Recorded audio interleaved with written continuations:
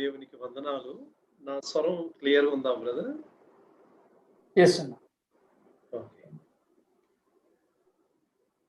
ప్రభు ఈ మధ్యలో ఉండే ధన్యతను నాకు ఈ దినం ఇచ్చినందుకు ఆయనకి ఎంతో నేను వందనస్తున్నై ఉంటున్నాను.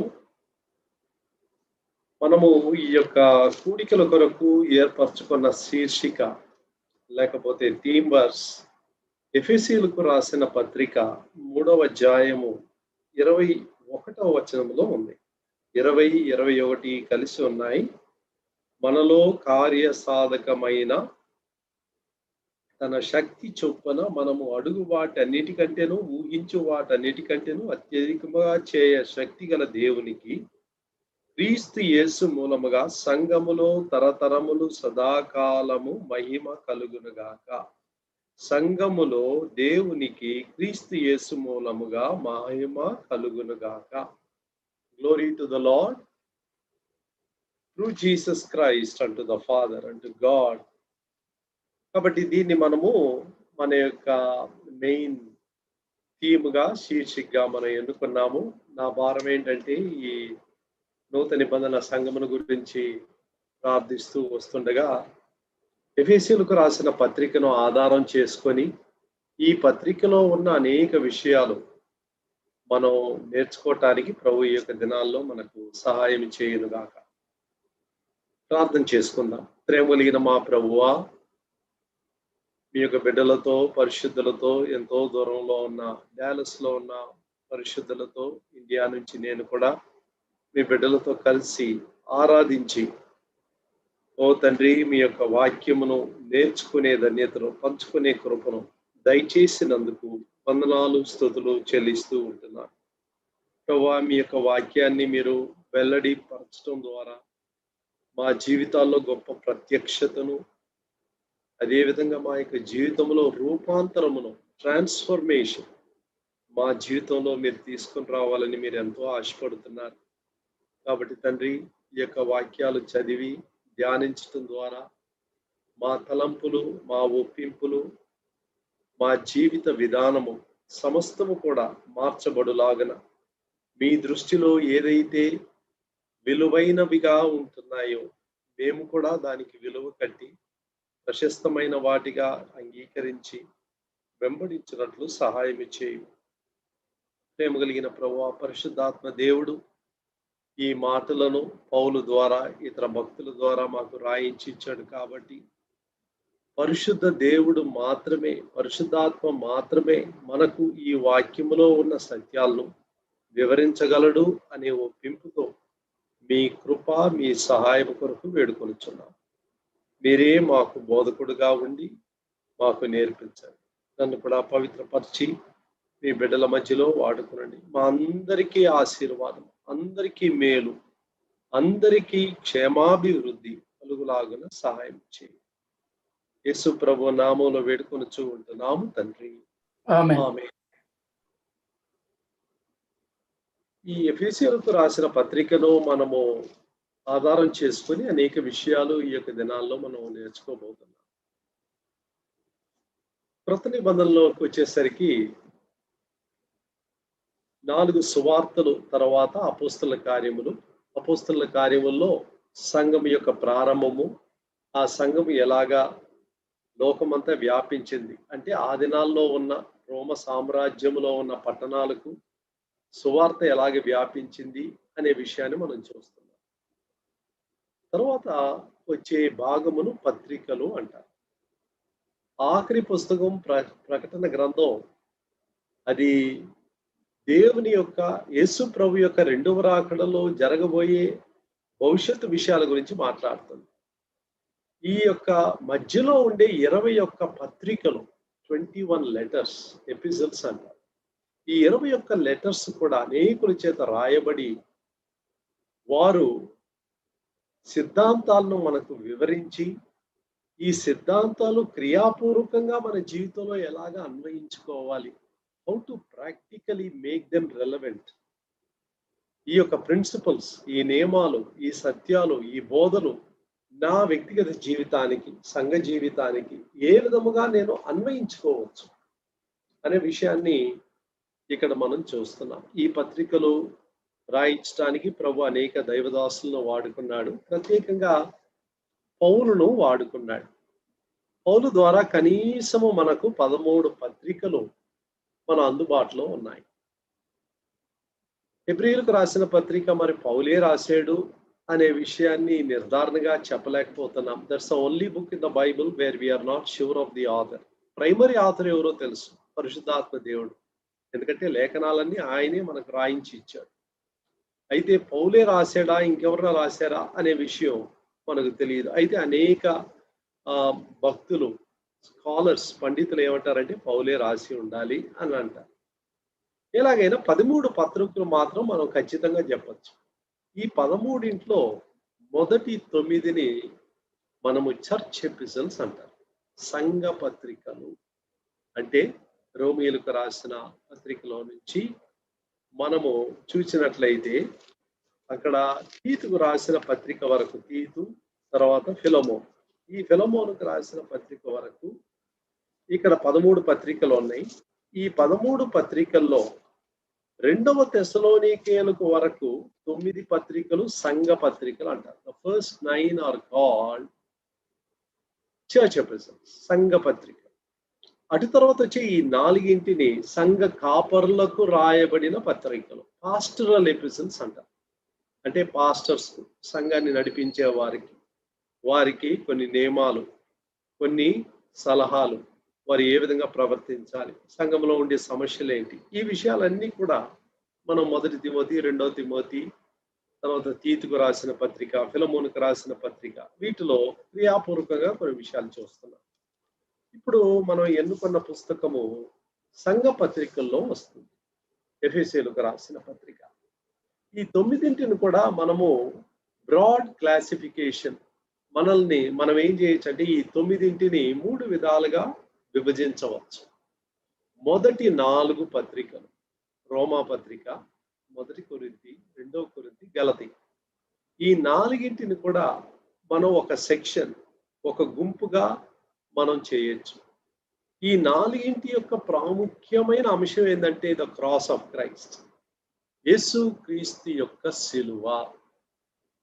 అటు తర్వాత వచ్చే పత్రికల్లో 3 పత్రికల్లో దాన్ని మనం సమిష్టిగా కలిపి చెప్పవచ్చు. ఎఫెసీయులకు రాసిన పత్రిక, ఫిలిప్పీయులకు రాసిన పత్రిక, కొలసీయులకు రాసిన పత్రిక. ఈ 3 పత్రికల్లో కూడా చర్చ్ ఎపిసల్స్ అంటారు, సంఘ పత్రికలు అంటారు. అంటే సంఘాన్ని గురించి ఎక్కువ నొక్కి చెప్పే పత్రికలు. అంటే మిగతా విషయాలు కూడా తప్పకుండా ఉన్నాయి. సిలువను గురించి ఉంది, రాబోయే యేసు ప్రభు యొక్క 2వ రాకడ గురించి ఉంది. ఇవన్నీ ఉన్నప్పటికీ ద మెయిన్ ఎంఫసిస్, ఎక్కువగా నొక్కి చెప్పబడిన ఆ యొక్క కేంద్ర సత్యము ఏంటంటే సంఘం.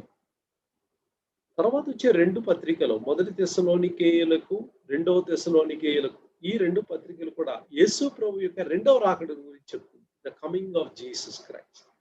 కాబట్టి పరిశుద్ధాత్మ దేవుడు ఈ 9 పత్రికలను కూడా రాయించి మనకు ఇచ్చినప్పుడు దాన్ని క్రమపరచటంలో పరిశుద్ధాత్మ యొక్క సహాయాన్ని మనం చూస్తున్నాం.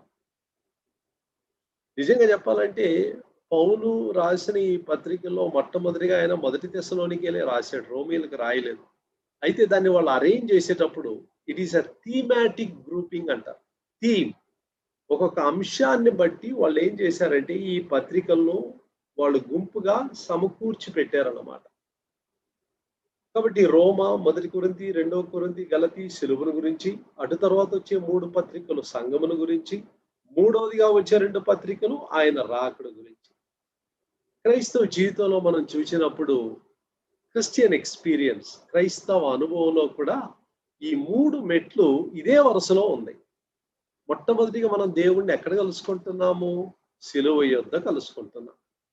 ఏనాడైతే మన పాపముల విషయమై పశ్చాత్తాపపడి యేసు ప్రభువే నా రక్షకుడు, నా కొరకై ఆయన సిలువలో పాపముగా శాపముగా చేయబడ్డాడు అనే నిశ్చయతతో, ఒప్పింపుతో మారుమనసు పొందిన మన జీవితంలో ఆయనతో సంధి చేసుకుంటున్నాం. వీఆర్ రెకన్సైల్డ్, సమాధానపరచబడుచున్నాం. ఈ సమాధానపరచబడిన తరువాత, ఆయన బిడ్డగా అంగీకరింపబడిన తరువాత ఆయన మనల్ని సంఘంలో చేరుస్తున్నాడు. ఇది ఎక్కడ చూస్తున్నాము? అపోస్తల కార్యములు 2వ అధ్యాయం 47వ వచనం. అక్కడ ఏం చూస్తున్నాము? రక్షింపబడుచున్న వారిని అనుదినము ఆయన సంఘముతో చేర్చుచుండెను. అంటే సంఘంలో చేరేది మన సొంత ప్రయత్నం ద్వారా చేరేది కాదు. మొట్టమొదటిగా దేవుడే మనల్ని సంఘంలో చేరుస్తున్నాడు. ఏ సంఘంలో? సార్వత్రిక సంఘములో, universal church of God, which composes of all believers. అందరి విశ్వాసుల యొక్క సమిష్టిగా ఉన్న ఈ యొక్క సార్వత్రిక సంఘం అంటే గత కాలంలో ఉన్న పరిశుద్ధులు, ప్రస్తుత కాలంలో జీవించుచున్న పరిశుద్ధులు, యేసు ప్రభు యొక్క రెండవ రాకడ వరకు రక్షింపబోయే పరిశుద్ధులు అందరితో కలిపిన ఈ కుటుంబంలో మనల్ని చేరుస్తున్నాడు. అయితే ఈ సార్వత్రిక సంఘములో సభ్యులుగా ఉన్న మనము as members of the universal body we also have a desire. మనలో ఒక కోరిక, వాంఛ, ఆశను ప్రభు పెడుతున్నాడు. ఏంటి? ఒక స్థానిక సంఘాన్ని వెతకడం. స్థానికంగా ఒక సంఘంలో నేను కూడా సభ్యుడిగా ఉండి దేవుని ప్రేమను నేను ఇతరులకు వెల్లడిపరచడానికి దేవుడు మీలో నాలో ఆ ఆశను కలుగు చేస్తున్నాడు. సో సార్వత్రిక సంఘములో సభ్యులుగా ఉన్న మనము స్థానిక సంఘములో కూడా మనము సభ్యులుగా ఉంటున్నాం. ఈ యొక్క బ్రాడ్ క్లాసిఫికేషన్ మనం మనసులో ఉంచుకోవాలి. సగములో ప్రభు మనల్ని కలుపుతున్నాడు. ఏక శరీరములో పరిశుద్ధాత్మ దేవుడు మనకు బాప్తిస్మం ఇస్తున్నాడు. ఇది ఎక్కడ చూస్తున్నాము? 1 కొరింథీ 12వ అధ్యాయము 13వ వచనం. ఈ వచనంలో ఏం చూస్తున్నాం? By one spirit we are baptized into one body. ఒక్క శరీరములోనికి, ఏక శరీరములోనికి మనం అందరము కూడా బాప్తిసము ఇవ్వబడుతుంది. ఈ దినాల్లో మన స్థలాన్ని బట్టి, మన భాషను బట్టి, మన ఎథ్నిక్ బ్యాక్గ్రౌండ్, మనం ఏ భాషలో నుంచి, ఏ కల్చర్లో నుంచి వచ్చామో దాన్ని బట్టి మనం ఇప్పుడు కూడుకొని ఆరాధిస్తున్నాం. But we look forward to a day. ఒక రోజు మనం ఎదురు చూస్తున్నాం. ఆ రోజు ఏం చేయబోతున్నాడు ప్రభు?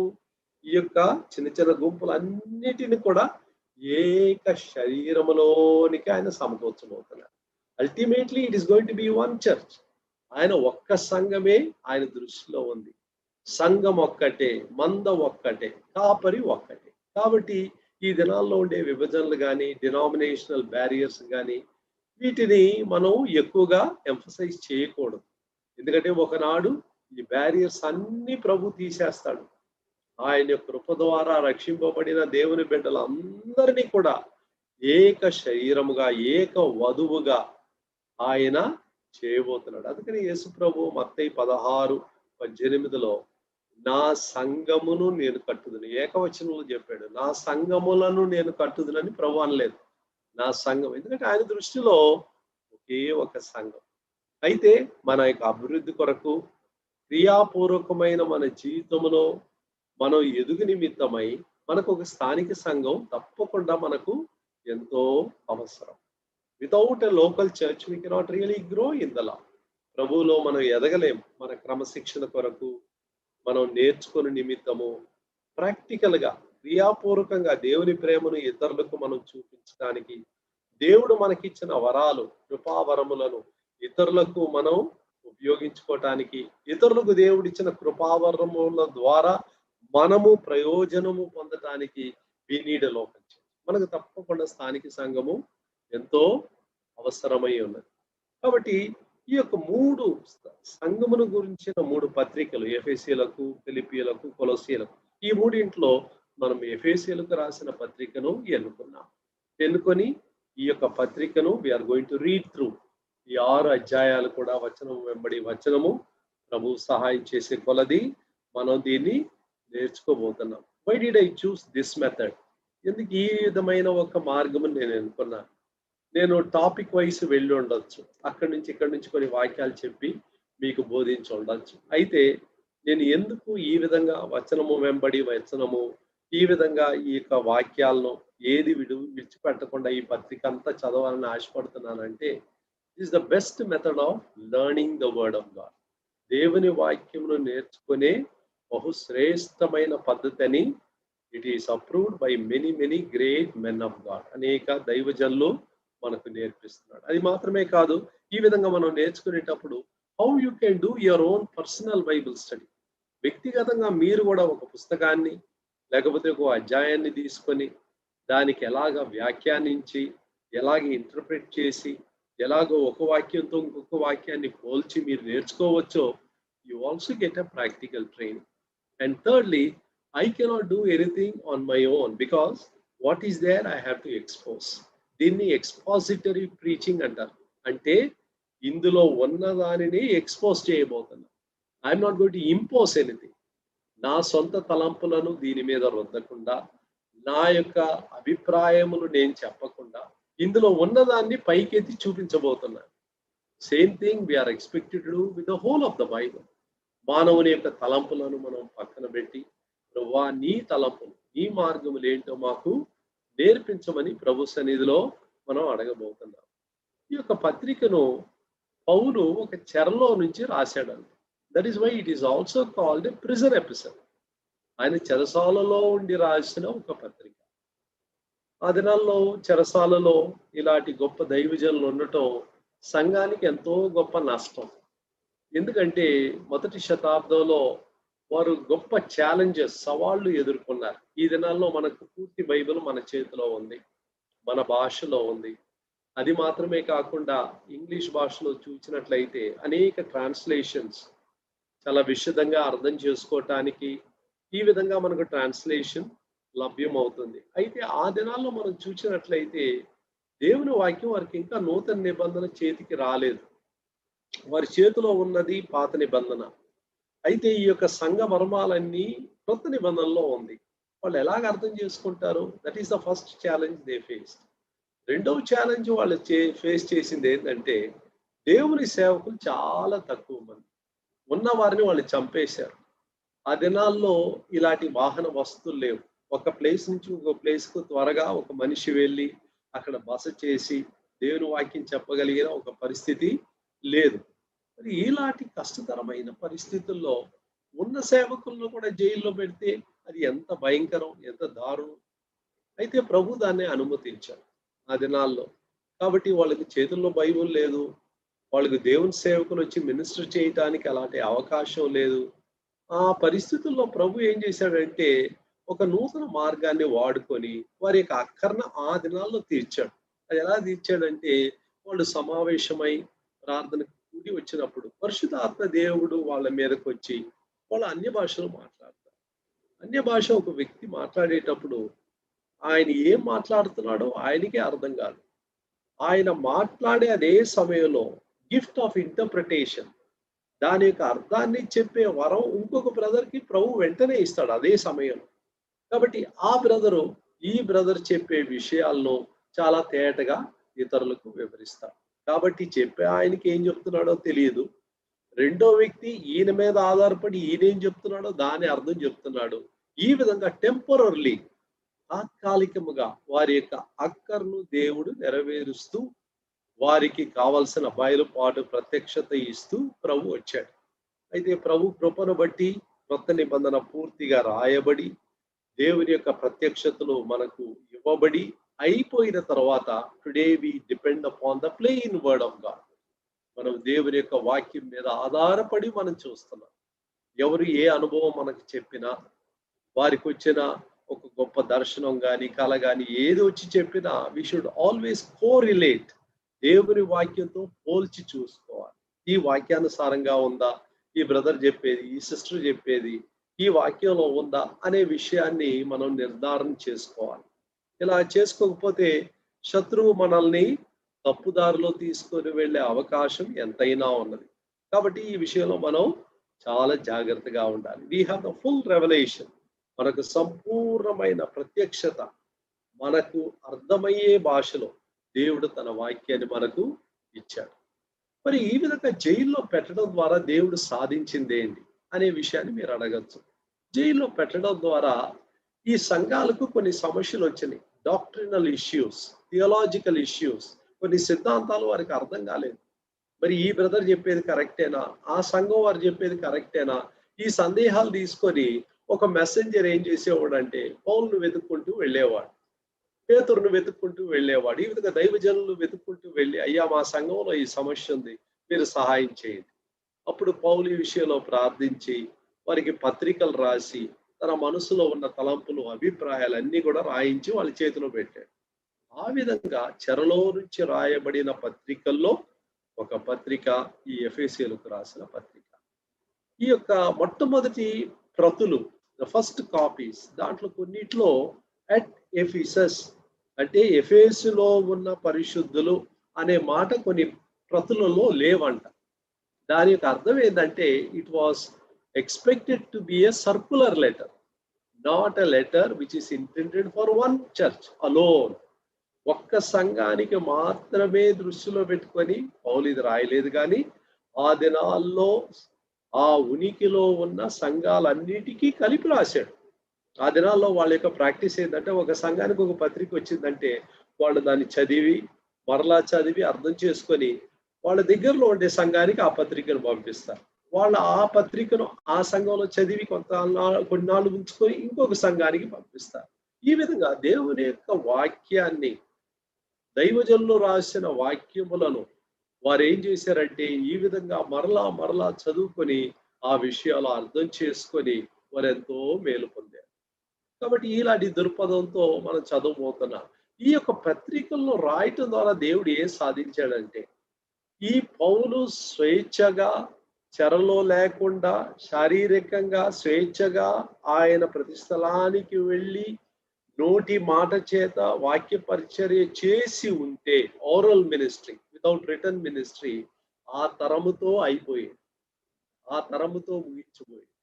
అయితే ప్రభు ఈలాంటి చెరలో పెట్టి ఈ పత్రికలు రాయించిన కారణాన్ని బట్టి ఈ స్టిల్ మినిస్టరింగ్ టు అస్. ఎన్నో శతాబ్దాలు అయిపోయినాయి. చూడండి, శత్రువేమో ఆయన యొక్క ప్రయోజనకత్వము, హిస్ ప్రాఫిటబిలిటీ, యూస్ఫుల్నెస్, దాన్ని లిమిట్ చేయాలని జైల్లో పెట్టాడు.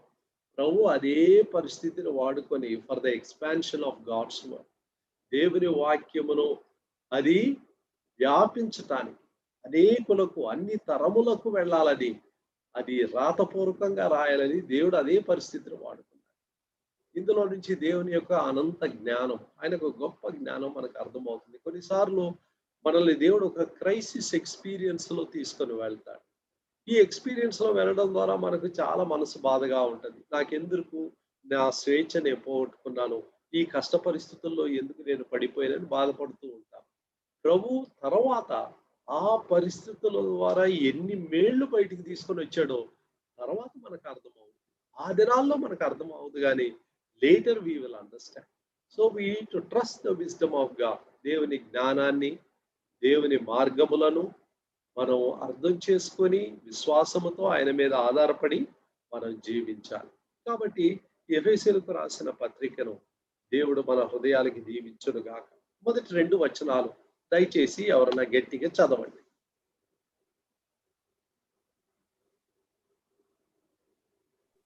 దేవుని చిత్తం వలన క్రీస్తు యేసు అపోస్తలుడైన పౌలు ఎఫెసులోనున్న పరిశుద్ధులను క్రీస్తు యేసునందు విశ్వాసులైన వారికి శుభమని చెప్పి వ్రాయినది.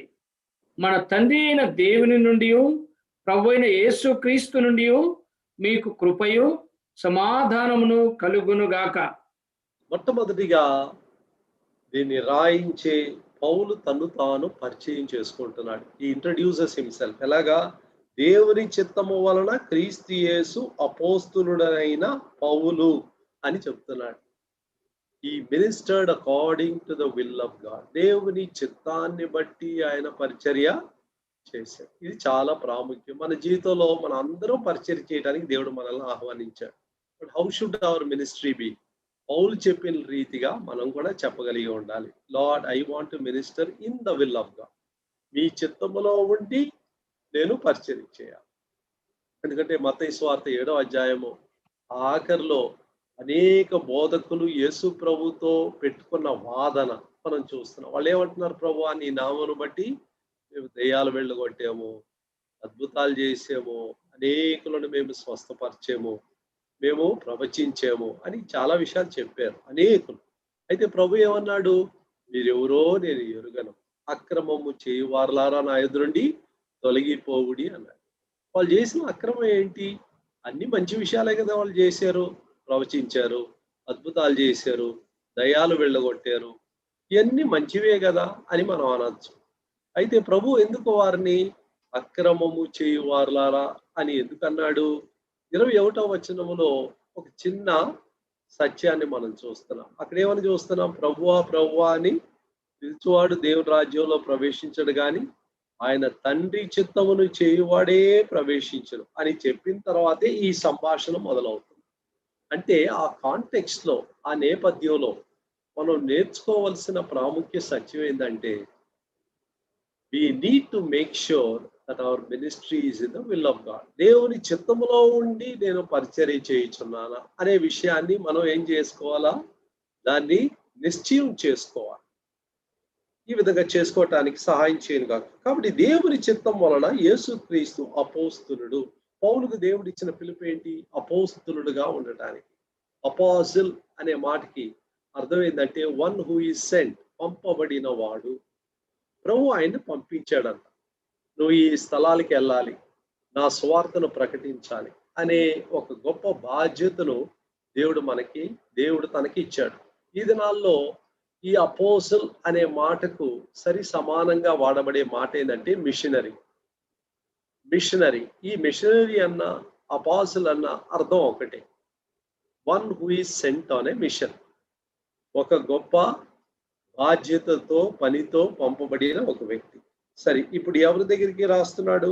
ఎఫెసులోనున్న పరిశుద్ధులను క్రీస్తు యేసునందు విశ్వాసులైన వారికి శుభమని చెప్పి రాయునది.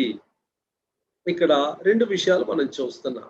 ఏమని చూస్తున్నామంటే, ఈ యొక్క పరిశుద్ధులు, వీరిని పరిశుద్ధులు అంటున్నాడు, విశ్వాసులు అంటున్నాడు. They are believers, they are saints.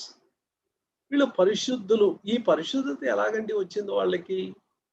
నూతన నిబంధనలో దేవుని బిడ్డలకు వాడబడిన అనేక పదాలు ఉన్నాయి. ఒక పదం ఏంటంటే క్రైస్తవుడు. ఈ క్రైస్తవుడు అనే పదాన్ని ఈ దినాల్లో మనం ఎక్కువగా వాడుతున్నాం. క్రిస్టియన్స్, యేసు ప్రభువుని వెంబడించే వారికి క్రిస్టియన్స్ అనే పదాన్ని వాడుతున్నాం. అయితే మొదటి శతాబ్దములో ఈ క్రైస్తవుడు అనే పదము కేవలము నూతన నిబంధనలో 3 సార్లు మాత్రమే వస్తుంది. Only 3 times. 3 సార్లు మాత్రమే ఈ యొక్క మాట వాడబడి ఉంది.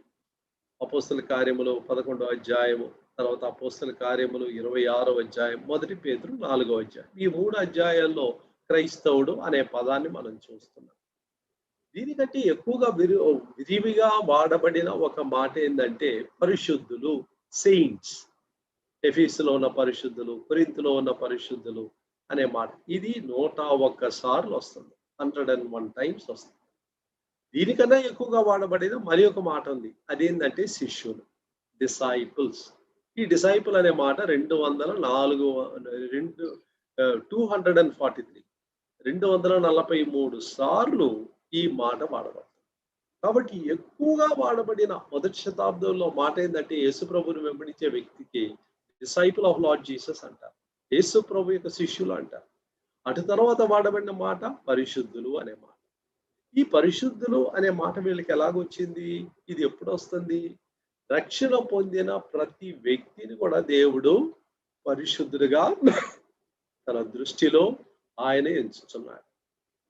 We are made saints at the time of our conversion. ఈ పరిశుద్ధత, ఈ నీతి అనేది దేవుడు యేసు ప్రభు చేసిన కార్యాన్ని బట్టి దేవుడు మన లెక్కలో చేర్చే పదం అది. It is not something that we achieved, but something that we received. మనము సాధించిన పరిశుద్ధత కాదు, మనకు ఆపాదించిన పరిశుద్ధత. ఆపాదించిన అంటే అర్థం ఏంటి? మన లెక్కలో ఉచితముగా దేవుడు చేర్చిన పరిశుద్ధత. ఈ పరిశుద్ధత ఎలాగండి నా లెక్కలో ఉచితంగా వచ్చింది?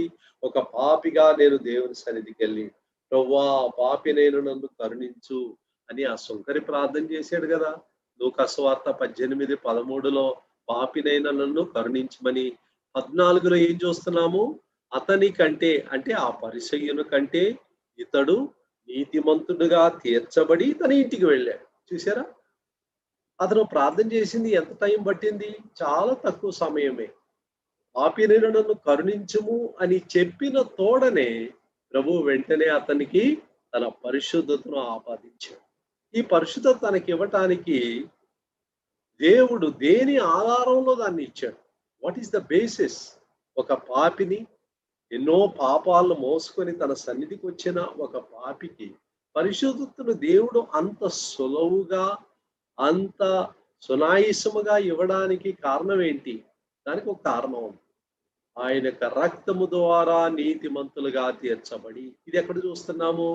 రోమీయులకు రాసిన పత్రిక 5వ అధ్యాయము 9వ వచనములో, జస్టిఫైడ్ బై హిస్ బ్లడ్, ఆయన రక్తము ద్వారా నీతిమంతులుగా తీర్చబడి. అంటే నాకు మీకు దేవుని నీతి ఎలాగొస్తుందంటే యేసు ప్రభు యొక్క మరణము ద్వారా, ఆయన కార్చిన రక్తము ద్వారా నా శిక్షను ఆయన భరించి నాకు బదులుగా నా స్థానములో ప్రత్యామ్నాయముగా నా కొరకై చనిపోయాడు. నా పాపమును మోసి నా కొరకై చనిపోయాడు ఆయన రక్తం. తర్వాత రోమా 4:25లో ఏమనుంది? మన అతిక్రమం నిమిత్తమై ఆయన అప్పగింపబడి ఆయన తిరిగి లేపబడటం ద్వారా మనల్ని నీతిమంతులుగా చేసెను. His rising again, we are justified. ఆయన యొక్క తిరిగి లేవడం ద్వారా, ఆయన పునరుద్ధానము ద్వారా. సో ది థియలాజికల్ బేసిస్, వాక్యానుసారమైన ఆధారం ఏంటంటే యేసు ప్రభు మరణం, యేసు ప్రభు యొక్క పునరుద్ధానం. ఈ రెండు విషయాలను బట్టి దేవుడు నన్ను నీతిమంతులుగా ఎంచుతున్నాడు. ఇది నేను సంపాదించింది కాదు, మీరు సంపాదించింది కాదు. దేవుడు మన పాపమును తన మీద వేసుకొని తన నీతిని మనకు ఉచితంగా దయచేశాడు. ఇది మానవాళ్ళకి అందరికీ దేవుడు ఇచ్చాడు. మరి అందరు నీతిమంతులు అయిపోవచ్చు కదా? అందరు అవటం లేదు. ఎందుకు? రోమా 5:1లో ఒక షరతు ఉంది. ఆ షరతు ఏంది? విశ్వాస మూలముగా నీతిమంతులుగా తీర్చబడి, by faith we are justified. ఎవరైతే ఈ సత్య సువార్తను విని, నమ్మి, అంగీకరించి ఈ యేసు ప్రభు నా కొరకై చనిపోయాడు, నా కొరకై తిరిగి లేచాడు అనే సత్యాన్ని ఎవరైతే నమ్ముతారో వారిని ఆయన నీతిమంతులుగా తీరుస్తున్నాడు.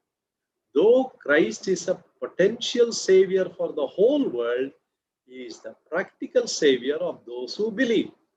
ఈ లోకములో ఉన్న వారికి అందరికీ ఆయన రక్షకుడు అయినప్పటికీ క్రియాపూర్వకంగా ఎవరికి రక్షకుడుగా ఉంటున్నాడు? ఎవరైతే మారు మనసు పొంది ఆయన యందు విశ్వాసం ఉంచుతున్నారో, ఆయన మీద నమ్మిక ఉంచుతున్నారో వారు విశ్వాసులుగా, నీతిమంతులుగా తీర్చబడుతున్నారు. కాబట్టి వీరి యొక్క విలాసం ఏంటి? Where are they now? వారు ఎఫెసులో ఉన్నారు. That is their geographical physical location. ఇప్పుడు మీరు డాలస్ లో ఉన్నారు, నేను హైదరాబాద్ లో ఉన్నారు. మనం అందరం ఈ భూమి మీద చెదిరి ఉన్నాం అనేక స్థలాల్లో. Our geographical location is different. అయితే రెండవది మన స్థానం ఏంటి? What is our spiritual location? ఆత్మీయంగా మన యొక్క స్థానం ఏంటంటే ఇక్కడ చూస్తున్నాము, క్రీస్తు యేసునందు, ఇన్ క్రైస్ట్ జీసస్. ఇది ఎప్పుడు కూడా మనం మర్చిపోము. మన స్థానికంగా, భౌతికంగా, శారీరకంగా మనము ఒక స్థలంలో ఉన్నాం. అయితే ఆత్మీయంగా ఎక్కడున్నామంటే we are in the Lord Jesus Christ. ప్రభు అయిన యేసు క్రీస్తు నందు దేవుడు మనల్ని ఉంచి ఉన్నాడు. ఈ యొక్క పత్రిక అంతా మీరు చూసినప్పుడు పౌలుకి తలంపు తరచుగా మరలా వచ్చిన కారణాన్ని బట్టి యేసుక్రీస్తు నందు, యేసుక్రీస్తులో అనే పదజాలము 27 సార్లు వస్తుంది. So you can understand the whole episode. ఈ పత్రిక అంతా కూడా ఈ యొక్క కేంద్ర సత్యాన్ని ఆధారం చేసుకొని ఆయన రాస్తున్నారు. We are all in the Lord Jesus Christ. వీళ్ళకి శుభమని చెప్పి రాయినది. 2వ వచనం, మన తండ్రి అయిన దేవుని నుండి, ప్రభు అయిన యేసుక్రీస్తు నుండి మీకు కృపయు సమాధానమును కలుగునుగాక. 2 మాటలు ఇక్కడ అంటున్నాడు. వాళ్ళని విష్ చేస్తూ, వాళ్ళని అభినందిస్తూ ఏమంటున్నాడు? కృప, సమాధానము. ఈ 2 మాటలు మనం కొంచెం ఆలోచన చేద్దాం. కృప అంటే చారిస్ అంటారు. చారిస్, గ్రీక్ లో చారిస్ అంటారు. రెండవది సమాధానము, షాలోమ్. షాలోమ్, సమాధానం. ఈ 2 పదాలు వాడటానికి కనీసం 2 కారణాలు ఉండాలి. మొదటి కారణం ఏంటంటే ఈ కృప, మీకు కృప కలుగురుగాక అనేది గ్రీకు దేశస్థులు ఒకరినొకరు కలుసుకున్నప్పుడు వాడే భాష అన్నమాట. ఒకరినొకరు వారు శుభాలు తెలుపుతూ, మనం గుడ్ మార్నింగ్ అంటాం, ప్రైజ్ ది లార్డ్ అంటాం. ఆ దినాల్లో వాళ్ళు ఏమంటారు? నీకు కృప కలుగురుగాక అనే మాట అంటారు, చారిస్. అయితే యూదులు ఒకరినొకరు కలుసుకున్నప్పుడు వాళ్ళు వాడే భాషలో షాలోమ్ అంటారు, అంటే మీకు సమాధానము కలుగునుగాక. ఇక్కడ ఎఫెసులో ఉన్న సంఘములో యూదులు ఉన్నారు, గ్రీసు దేశస్థులు ఉన్నారు. అంటే రెండు రకాలైన ప్రజలు వారి యొక్క వెనుక చరిత్రలో నుంచి రక్షింపబడి సంఘములో చేర్చబడి ఏకముగా ఏక శరీరముగా చేయబడ్డారు. కాబట్టి he uses both these words for greetings. వాళ్ళు ఏమంటున్నాడు? కృపయు, యేసుక్రీస్తు ద్వారా మీకు కృపయు, దేవుని నుండి కృపయు సమాధానమును కలుగును గాక. ఇది మొదటి అర్థం. రెండో అర్థం ఏమై ఉండాలంటే, ఒక మానవునికి దేవుని సమాధానం కలగాలంటే దేవుని కృప కారణమై ఉన్నది. Grace is the cause, peace is the result. ఒక మానవుని హృదయంలో సమాధానం ఈ రోజు రావాలంటే ది కాజ్, ది ఆరిజిన్, ఇది ఎక్కడి నుంచి ప్రారంభం అవుతుంది? దేవుని యొక్క కృప. దేవుడు కృప కలిగిన కారణాన్ని బట్టి మనము మన జీవితంలో దేవుని యొక్క సమాధానమును అనుభవించగలుగుతున్నాం. కాబట్టి ఈ దినాన్ని కృప పొందిన మనము, దేవుని యొక్క కనికరమును పొందిన మనము దేవుని సన్నిధిలో విశ్వాసులముగా ఉన్నాము, దేవుని సన్నిధిలో పరిశుద్ధులముగా ఉన్నాం. మన స్థానం ఏంటని మనం ఎప్పుడు మనం ఏం గుర్తు చేసుకోవాలి? Physically I'm in this place, this is a temporary address for me. ఇది తాత్కాలికంగా ఉండే నా చిరునామా. But what is my permanent address? నా యొక్క స్థిరమైన వాసస్థలం, స్థిరమైన చిరునామా ఏంటి? I'm in the Lord Jesus Christ. ప్రభు అయిన యేసు క్రీస్తు నందు దేవుడు నన్ను ఉంచి ఉన్నాడు. ఎవడైనను క్రీస్తు నందు ఉండిన ఎడల అతడు నూతన సృష్టి. యేసు క్రీస్తులో ఉండటం 2 కొరింథీ 5:17. ఇంకొక సత్యం కూడా మనం గుర్తు చేసుకోవటం చాలా మంచిది. మీ అందున్న మహిమా నిరీక్షణ అయిన క్రీస్తు. అది ఎక్కడ? కొలోసి 1:27, కొలాషియన్స్ 1:27. సో క్రైస్తవ జీవితాన్ని మనం వివరించేటప్పుడు 2 విధాలుగా వివరించవచ్చు. ఆ 2 విధాలు ఏంటి? నేను క్రీస్తు నందున్నాను, I'm in the Lord Jesus Christ. Kristu నా యందున్నాడు, క్రీస్తు నాలో ఉన్నాడు. It is a life of mutual possession. నేను ఆయనను కలిగి ఉన్నాను, ఆయన నన్ను కలిగి ఉన్నాడు. చూసారా? That is our joy. కొలోసి 1:27, 2 కొరింథీ 5:17. ఈ 2 సత్యాలు కూడా మన జీవితంలో అన్వయించుకొని మనం ఆనందించాలి. నన్ను ప్రభు క్రీస్తులో ఉంచాడు నా భద్రత కొరకు. క్రీస్తు నా యందు ఉన్నాడు. మహిమా నిరీక్షణ అయిన క్రీస్తు నాలో ఉన్నాడు. ఆయనలో నేనున్నాను, నేను ఆయనలో ఉన్నా. It's a life of mutual submission and possession. ఆయనకి నేను లోబడి ఆయన నేను నా సొంతం చేసుకున్నాను.